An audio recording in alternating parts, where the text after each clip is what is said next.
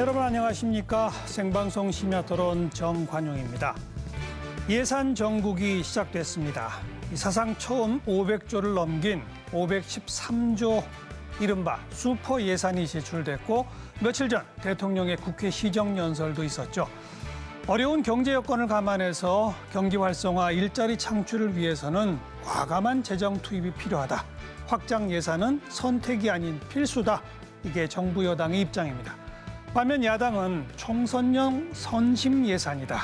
밑빠진 독에 물 붓기 식이라 경제 활성화 효과는 기대할 수 없고 재정 건전성 악화만 우려될 뿐이다. 대폭 삭감해야 한다고 주장하는데요. 네, 생방송 심야 토론 앞으로 한 달여 국회에서 펼쳐질 내년도 예산 심의. 오늘 그 본격적인 첫 막을 열겠습니다.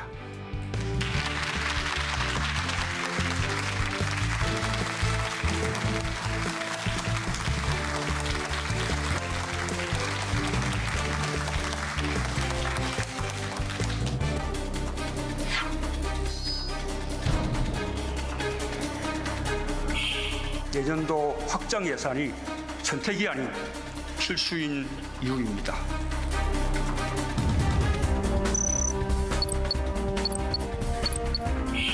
한국 경제도 경기 침체의 위기 앞에 노출되어 있습니다. 선제적이고 과감한 재정 정책이 필요하고 저희가 지금부터 예산 투쟁에서 가장 중요한 것은 잘못된 재정 낭비 예산은 과감하게 축소하는 것입니다.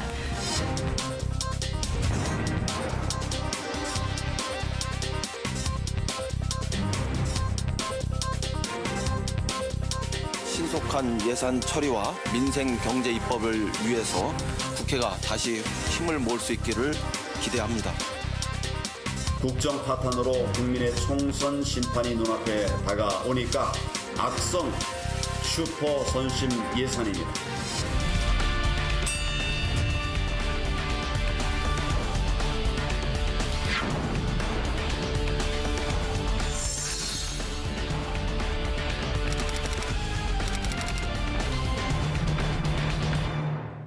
앞서서 경제가 안 좋다라는 것을 다 동의를 하셨습니다. 이 부분에선 제가 더 설명을 안 드릴 거고요. 그러면 이제 경기가 안 좋으니까 당연히 정부가 나서서 자기 일을 한다는 것이 결국 돈을 풀겠다라는 것인데요. 저는 정부 정책이 지금까지 너무나 단기 처방적인 정책들로만 일관되어 오고 그게 또 예산에 반영이 됐다고 생각을 합니다.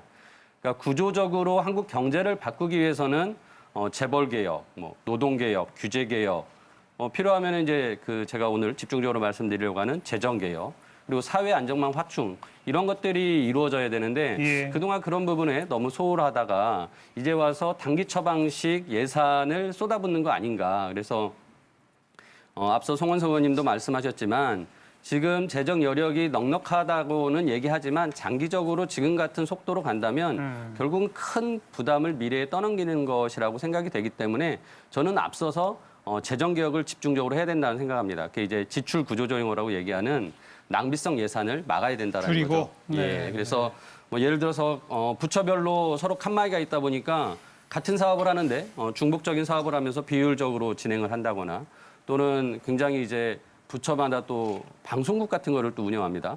케이블 방송을 직업 방송, 소상공인 방송, 또 KTV 이런 식으로 그런 홍보성 예산 낭비가 굉장히 심하거든요. 또 그런 문제도 있고 또 밑도 끝도 없이 이제 쏟아붓는 저는 단기 일자리 예산, 그 구체적으로 일자리를 지속적으로 만들어주지 않는 거거든요.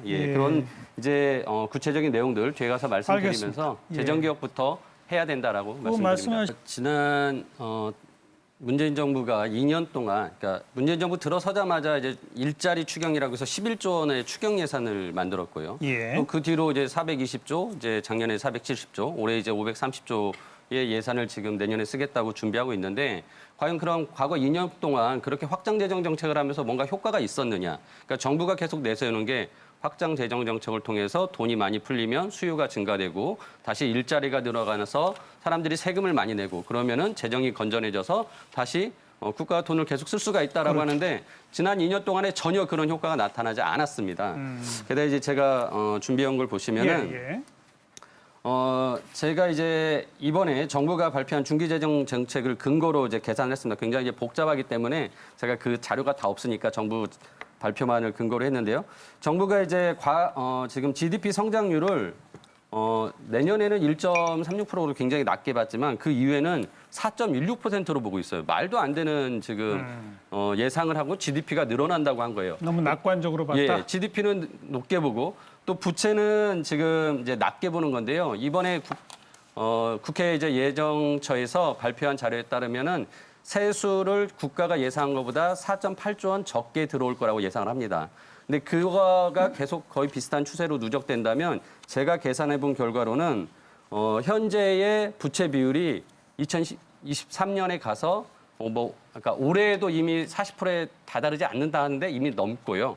2023년에 가면 거의 50%에 이제 가까이 이제 다다르게 됩니다. 그래서 제가 정부가 너무 낙관적인 수치들을 제가 보기에는 좀 분식을 하고 있다라고 생각을 하고 예, 이 부분에 대해서 예. 명확하게 정부가 알리지 않고 있다라는 좀 우려가 있습니다. 예산 규모가 아니거든요. 커진 것으로 확장 재정이라고 하지 세수를 꼭 다 써야 된다고 얘기할 수는 없는 거죠. 아니 그래서 돈을 써야 제가 되는데 돈이 불어나는 것이 아니, 그러니까 세수가 단기적으로 많이 늘어난 건 사실입니다. 근데 그게 지속 가능하지 않다라는 게 이미 보여지고 있거든요.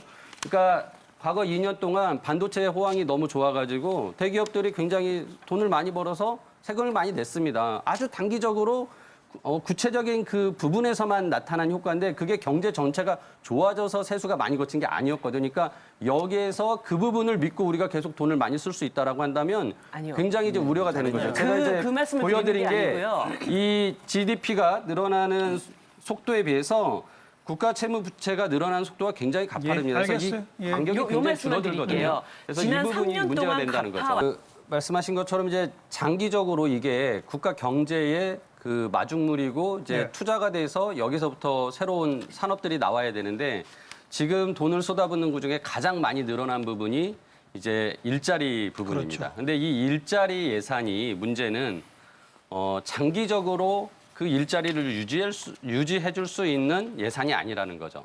그러니까 우리가 쉽게 말하면 이제 단기 알바 일자리다라고 이제 얘기하게 단기 되는데요. 알바, 일회성 예. 그런 거다. 그렇죠. 그러니까 이제 어르신들 일자리 같은 경우는 어르신들이 복지로 받을 돈 대신에 가서 좀 근로를 하시고 거기에 대한 대가로 이걸 받으셔라라고 주는 겁니다. 그러다 보니까 어르신들이 거기서 어떤 생산성을 만들어내고 투자를 하는 일자리는 아니거든요. 그리고 두 번째로 이제 우리가 일자리 안정자금에서 최저임금을 너무 급격히 올리면서 그거를 자영업자들한테 이제 예, 그 돈을 나눠줬단 말이에요. 근데 이게 자영업자들의 그런 경쟁력을 높여서 자영업 서비스업이 굉장히 되살아나냐? 그게 아니거든요. 그냥 그 자영업자들이 폐업을 좀 더 미룰 수 있는 당장의 힘든 것을 조금 덜어주는 정도의 효과밖에 없는 돈들이 계속 쏟아져 나왔다라는 거죠. 그래서 근본적으로 우리가 투자를 하려고 한다면은 저는 우리가 인재 양성이랄지 정말 실질적으로 또 지금 교육과 일자리 미스매칭 문제에서 나타나는 아무리 교육을 많이 받아도 예. 일자리를 못 찾는 그런 부분을 해결해 줄 수 있는 알겠습니다. 취업 예. 교육에 대한 부분이 들어가야 된다는 문제 것입니다. 제기 그 일자리 예산이라는 게 결국 정부가 직접적으로 일자리를 만들 수 없다라는 거는 다들 인지를 하잖아요. 그래서 우리 대통령이 그 공무원 공공부문 일자리 83만 개였나요? 공약으로 내세웠을 때 엄청나게 비난을 받았고 요즘은 이제 그게 민주당도 얘기 안 합니다. 너무나 무리한 공약이었다고 생각을 했기 때문에. 그래서 이제 공무원 일자리 늘린다라는 말 안 합니다. 그리고 대신 일자리 예산 아까 전에 25조 원 쓰는데 11% 정도, 뭐 2조 원 정도 그러니까 노인이다. 예. 어르신 일자리다 하는데 나머지는 그러면은 제대로 쓰이고 있냐? 그렇지 않거든요. 그러니까 우리가 직접 일자리 예산은 계속 줄여가야 된다고 생각을 합니다. 근데 이게 전 세계 OECD 평균을 보면 직접 예산의 일자리 5.3%밖에 안 되는데 저희는 30%에 달합니다. 그러니까 이게 무슨 말이냐? 정부가 직접 일자리를 만들기 위해서 너무 많은 돈을 쓰는데 막상 그럼 그 일자리가 늘어났냐? 작년에 저희가 19조 2천억을 직접 일자리를 했는데 그냥 닦아놓고 이거 3천만 원짜리 연봉으로 그 일자리 만든다 하면은 이걸로 64만 개 만들 수 있습니다. 64만 개 만들어집니까? 안 만들어지죠. 그러니까 저희가 지금을 예산은 어디다 써야 되냐? 이제 이렇게 직접 일자리가 아니라 아까 말씀드린 장기적으로 경쟁력을 높일 수 있는 부분, 직업 훈련, 그런 부분이나 고용 서비스, 직장을 찾아줄 수 있는 서비스, 알선 이런 부분에 우리가 집중을 해야 되는데 지금 너무 우리나라 의원님, 내가 아까 말씀드렸는데 안 제 되는 말씀이 거죠. 전혀 반영이 안 되고 토론을 이어나가시니까 제가 당황스러운데요. 그렇게 쓰는 돈이 11%고요. 방금 말씀하신 직업훈련, 고용 서비스 이런 아니요. 것에 쓰고 있는 게 89%라는 겁니다. 그래서 제가 여기 비율을 21% 보여드릴게요. 그거는 해외 장관님께. 사례 제가 그걸 알고 있는데요. 예. 그 데이터가 해외 사례 기준이 다릅니다. 그리고 아니요, 우리 그거를 이게 새로 가지고 다 맞춰서 제작성을 한 획일적으로 말씀하신 것이고요. 문제가 아니라 이게 현재 작년부터 우리나라의 저희가 예산안에 계속 올라와 말씀을 있는 드리는 거예요. 기준으로 제가 네, 설명을 예, 드리는 예. 겁니다. 직접 일자리 예산은 우리가 좀 줄여나가야 된다. 지금 이정미 의원님 말씀하신 것처럼 그러니까 여당이 이제 증세 방안은 없이 계속 늘려가니까 결국 국가 채무만 늘어나는 거거든요. 그러니까 부채가 늘어나서 결국은 아까 전에 송원석 의원님 말씀처럼 결국 미래 세대에게 부담 주는 겁니다. 그러니까 우리가 미래 세대에게 부담 안 준다고 얘기하는 거는 정말 저는 미래 세대한테 죄 짓는 일이라고 생각합니다. 예, 그거는 예. 솔직하게 얘기하고 오히려 부채를 늘릴 것이 아니라 증세를 하든지 뭔가 과감한 재정 개혁을 하든지 뭘 해답을 내놔라. 근데 그걸 다 내놓지 않고 결국 빚 갖다가 미리 이렇게 지금 복지도 늘리고 일자리 예산도 쓰겠다라는 예, 예. 거 이건 안 된다라는 것이고요. 바른미래당 그럼 증세가 방향입니까? 재정 개혁이 우선입니까? 저는 재정 개혁이 우선이다? 당연히 우선이라고 생각하고요. 그러니까 문재인 정부가 이제 복지에 대해서 가장 큰 이제 저는 함정에 빠진 게 이게 바로 이제 보편 복지의 프레임에 빠져 있어서 모든 걸 한번 하려고 하면 돈이 너무 많이 듭니다. 그러니까 모든 사람에게 다 나눠야 된다고 생각하니까. 근데 저는 아직 우리나라 재정 수준이 그렇게까지는 안 된다고 생각하면 예.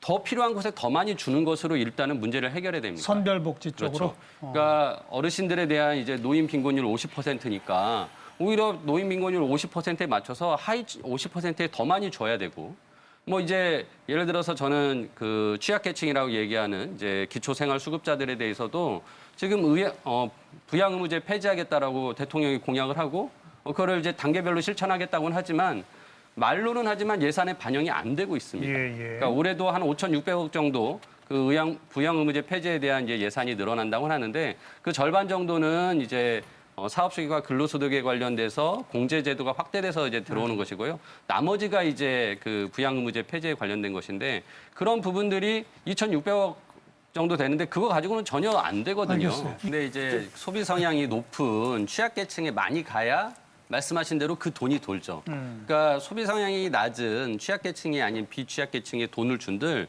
지금 경제 불확실성이 있는 상황에서는 소비하기보다는 저축하는 게 개인들의 또 비취약계층으로 성향이거든요. 그렇게 많은 돈이 가고 있지 아니, 그러니까 않아요. 지금. 그 부분에 있어서 지금 말씀하신 예를 들어서 저는 그러니까 좀 더 우리가 어려운 부분 찾아가지고 더 줄 수 있으려면 얼마든지 줄 수 있습니다. 예. 그러니까 그게 단돈 몇 천억, 뭐 물론 큰 돈이지만 우리 예산 지금 수백조 하는데 저는 이번에 43조 늘었는데 진짜 예를 들어서 장애인을 위한 복지 예산이나 이런 것들 고작 늘어나봤자 몇백억 수준 늘어나는 것이거든요. 전 정말 그거 이해할 수 없거든요. 그러니까 예를 들어서 장애인의 활동 지원 서비스를 확대를 하면 그 활동 지원 지금 예산을 제가 분석해 보니까 대상자를 늘리는 거예요. 근데 대상자가 늘어난다고 해서 활동 지원 서비스를 안 합니다. 왜냐면은 활동 지원 서비스 단가가 너무 낮아서 그 장애인을 지원하는데 너무 힘드니까 그 돈 받고는 안 하시는 거예요. 그러니까 결국은 단가도 높여야 되거든요. 이런 것처럼 우리가 돌봄 서비스에 집중을 하겠다라고 정부는 얘기하면서 자꾸 대상은 넓혀가지만은 막상 그 지급 단가를 높이지 않아서 결국 예산이 제대로 쓰이지 않거든요. 그래서 알겠습니다. 이런 디테일에 대해서 예. 제대로 정부가 해결해야 되지 않으면서 지금 계속 복지 예산을 그런 것더 늘려야죠. 큰 수만 늘어나. 그러니까 이제 동의하시잖아요. 그러니까 오늘 그런 저 부분들을 늘려가야 된다는 말씀이에요. 사실- 특히나 이제 선거를 앞두고 있기 때문에 이제 뭐 지역구 예산 그렇죠. 뭐 이제 챙기는 것이 굉장히 극성을 부릴 것 같습니다. 막판 쪽지도 굉장히 양이 늘어나겠죠. 예, 그래서 저도 작년에 이제 예결을 했지만 저는 이제 제가 비례대표고 지역구가 없다 보니까 굉장히 저는 이제 그런 부분에서 열심히 깎기만 했지 뭘 챙기거나 그러진 않았습니다. 근데 올해는 이제 선거를 앞두고 빨리 이거 그 예산 전국이 끝나야 또 지역구에 가서 또 다음 선거 준비를 하고 또 예를 들어서 뭐 지역구 예산 얼마 따왔다 플래카드도 걸고 홍보를 할 수 있거든요. 그래서 의원님들의 마음이 되게 바쁠 것 같아요. 그래서 예. 그런 과정에서 이제 우려되는 것들은 아까 말씀하신 것처럼 낭비성 예산이나 이런 것들에 대해서는 별로 관심 없고 그냥 오로지 자기 지역구 예산만 신경 쓰다 보면 정말 우리나라 예산 어디로 갈지 모른다. 저는 이제 그 걱정을 하고요. 작년에 제가 그 예결위원 하면서 우리 바른미래당에서 9천억 원 예산 삭감안을 냈었습니다.